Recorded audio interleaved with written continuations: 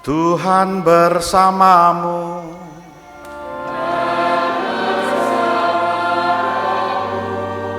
Inilah Injil suci menurut Yohanes.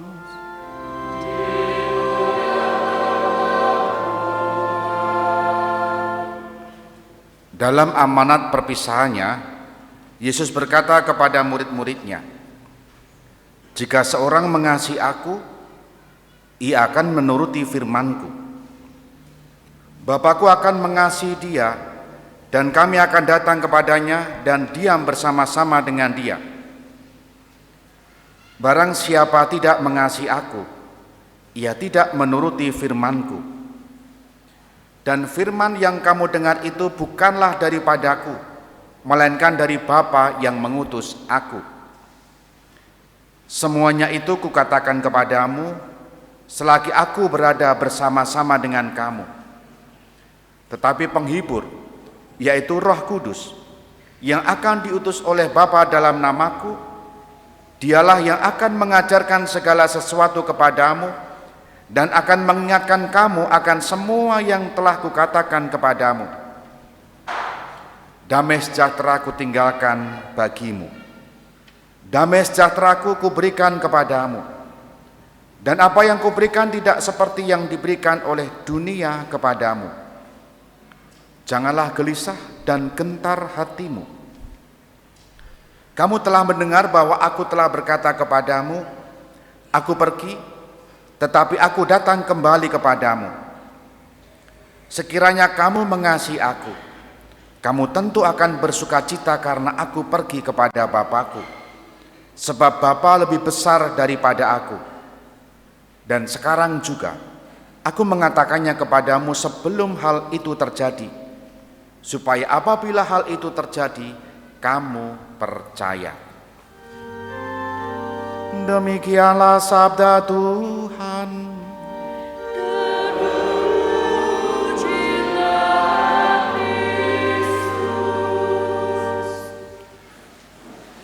Saudari-saudara yang dikasihi Tuhan, selamat pagi berkah dalam.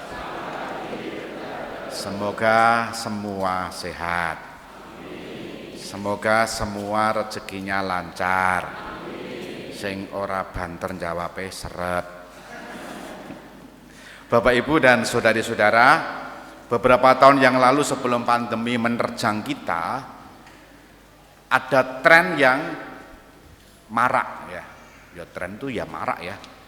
Yakni reuni. Reuni kampus. Reuni SMA. Reuni SMP. Di beberapa tempat itu terjadi. Dan setelah reuni, pengennya reuni lagi. Ada yang mengalami seperti itu? Ada tak? Bahkan ada anak SD pun belum genap 3 bulan lulus, yuk reuni. Dalam bayangan saya yang namanya reuni itu ya setelah sekian puluh tahun. Dan sayangnya saya belum pernah mendengar ada reuni TK. Bayangno ya reuni TK iki kepiye ngono ya. Nah, keinginan untuk bertemu kembali itu menguatkan, meneguhkan perjalanan satu sama lain yang sudah berbeda jalan hidupnya.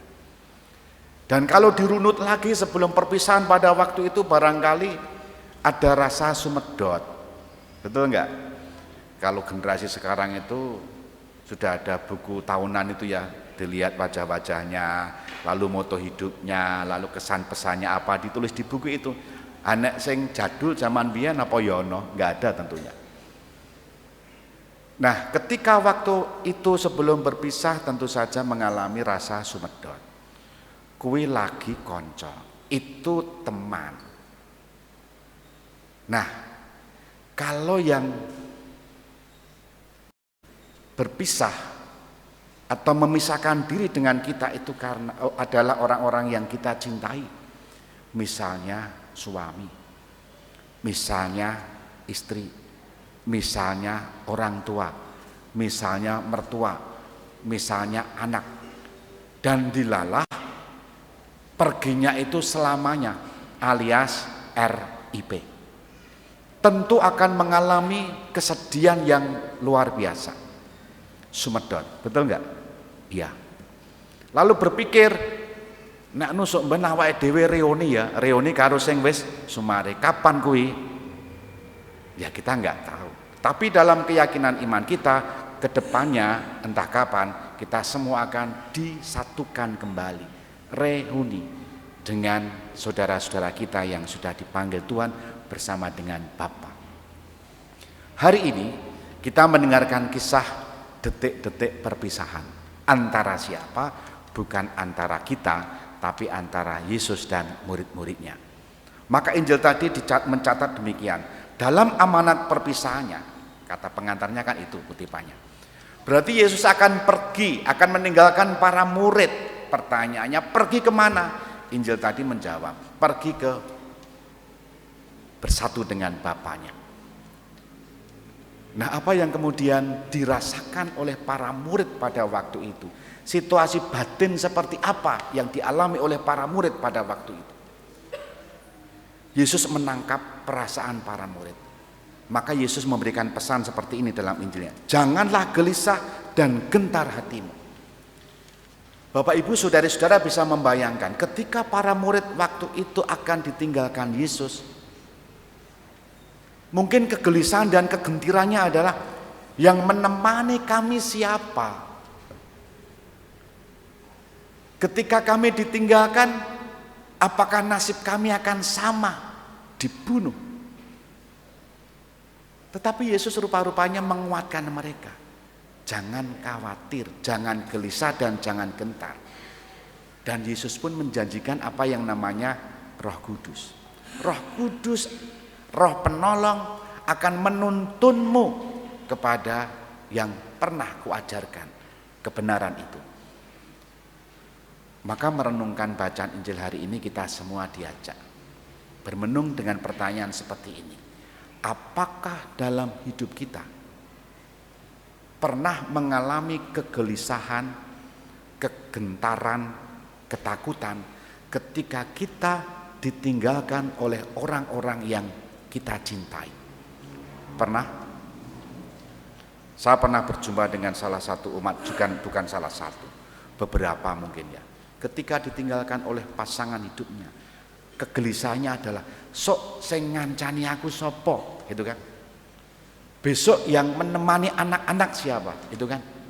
Nah, ketika Yesus menjanjikan Roh Penolong dan yang dialami oleh para rasul pada waktu itu adalah sungguh-sungguh para rasul ditolong. Bacaan pertama tadi kita mendengarkan seperti ini. Sebab adalah keputusan Roh Kudus dan keputusan kami. Itu artinya bahwa Yesus menjanjikan Roh Kudus itu dan para rasul tergerak untuk mewartakan Injil kemana-mana. Nah, tadi kita mendengarkan bacaan itu, kita semua dikuatkan agar kita meneruskan apa yang pernah diwartakan oleh para rasul. Maka saudara-saudara kita mohon rahmat supaya pertama, kita jangan mengalami kegelisahan dan kegentaran. Tuhan akan mendampingi siapa saja. Dan Roh itu akan menyertai kita, siapapun kita. Maka Yesus akan memberikan damai sukacita. Damai itu bukan masalah perang, tidak ada perang. Tapi damai itu adalah kemampuan untuk mengandalkan Tuhan dalam situasi kita, dalam bentuk apapun. Moga-moga bacaan ini menguatkan kita supaya kita tidak gentar dan tidak takut. Kita hening sejenak.